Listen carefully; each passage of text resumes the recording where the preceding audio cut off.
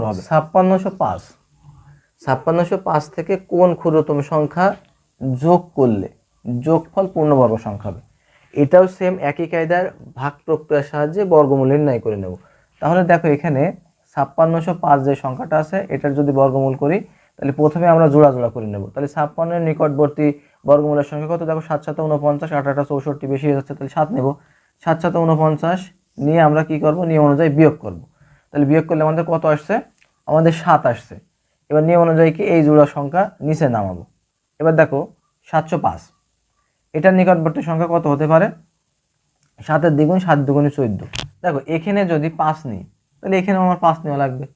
তাহলে যদি 5 নিই দেখবো যে বেশি হচ্ছে কিনা। দেখো 5 5 25, 5 হাতে থাকে 2, 4 4 5 20, 20 আর 2 22, হাতে থাকে 2, 5 থেকে 5, 5 আর 2 7। দেখো 725, এটা থেকে এটা বেশি হয়ে যাচ্ছে, তাহলে আমাদের কি করতে হবে? আর এক কমাই নিতে হবে।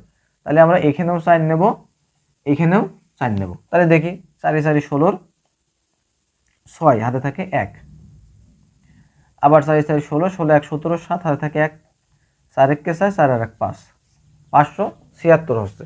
দেখো আমরা বিয়োগ করে দেখি কত আসে। বিয়োগ করলে আমাদের এখানে আছে 9 2 1, 129 আছে। তো এখন দেখো ভাগের সাহায্যে বর্গমূল করেছি, তারপর কি করতে হবে? নিয়ম অনুযায়ী এখানে যে ভাগফলটা পাবো এই সংখ্যার সাথে 1 যোগ করতে হবে। তাহলে তার মানে এটার সাথে 1 যোগ করে যদি করি তাহলে আমার এখন দেখো 74 যোগ 1 সমান সমান কত হচ্ছে? 75। এবার এই যে সংখ্যাটা করলাম এই সংখ্যাটার বর্গ করব, তার মানে কি 75 গুণিত 75 যদি আমরা গুণ করি তাহলে আমাদের কত আসে? 75 গুণিত 75 যদি করি তাহলে আমাদের 5625 আসে।